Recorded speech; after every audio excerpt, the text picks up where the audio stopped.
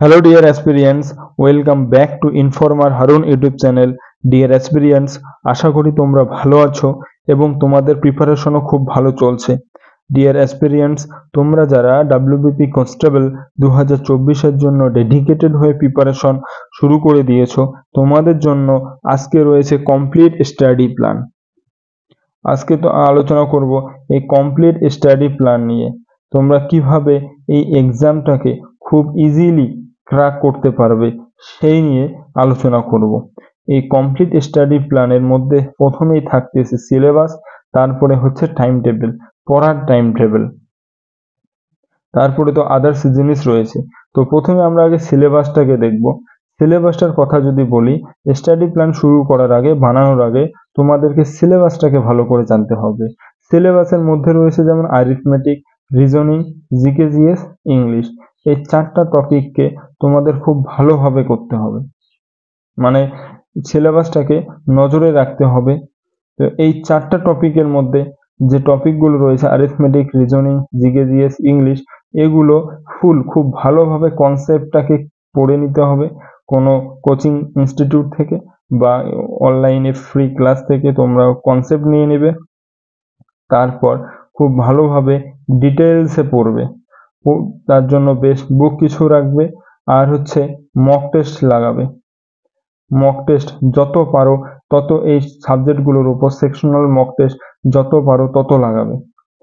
আর এই সাবজেক্টগুলোর ক্ষেত্রে যে পড়ার টাইম হচ্ছে, তোমরা 3টা স্লটে ভাগ করে নেবে, যে আমি এই 3টা স্লটে আমি এই সাবজেক্টগুলো পড়বো।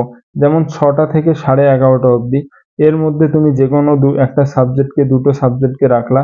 তারপরে 4টা থেকে 7টা এদিকে তোমরা ম্যাথকে রাখলা, অ্যারিথমেটিকটাকে বা রিজনিংকে রাখলা। তারপরে 9টা থেকে 11টা জিকে ইংলিশ, জিকে জিএস পড়ে নিলা, তার সাথে সমস্ত এই 4টা টপিকে রিভিশন দিয়ে নিলা। এইভাবে টাইম টেবিলটাকে সেট করে নিতে হবে অ্যাকর্ডিং টু ইউ। তোমাদের ক্ষেত্রে যেটা টাইম টেবিল মনে হবে ভালো, তোমরা সেভাবে সেট করে দিবে। এটা জাস্ট একটা ওভারভিউ। এইভাবে একটা স্লটকে ভাগ করে দিবে। তোমরা এই স্লটটাকে, আমি 3টা স্লটে ভাগ করছি, তোমরা সেটাকে 5টা স্লটেও ভাগ করতে পারো, 4টা স্লটেও ভাগ করতে পারো, তোমাদের সুবিধা মতো।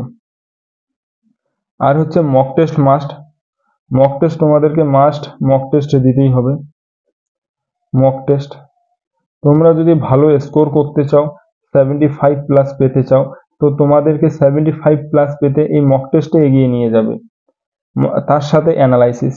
সিলেবাস যদি তোমাদের ভালো কমপ্লিট থাকে, তাহলে তোমাদের মক টেস্ট রেজাল্টও ভালো হবে। ওই জন্য মক টেস্টের আগে তোমরা চেষ্টা করো সিলেবাসটাকে খুব ভালোভাবে কমপ্লিট করা। যখন তোমাদের সিলেবাস ভালোভাবে কমপ্লিট হবে, তখন মক টেস্টও স্কোর ভালো হবে। আর মক টেস্টে স্কোর ভালো হবে মানে তোমাদের প্রিপারেশন করতে তোমাকে আরো মোটিভেট করবে। তো এই হলো কমপ্লিট স্টাডি প্ল্যানের সিলেবাসটাকে অ্যানালাইজ করা আর টাইম টেবিলটাকে মেনটেন করা, তার সাথে মক টেস্ট লাগানো। তোমরা ডেইলি মক টেস্ট দেবে।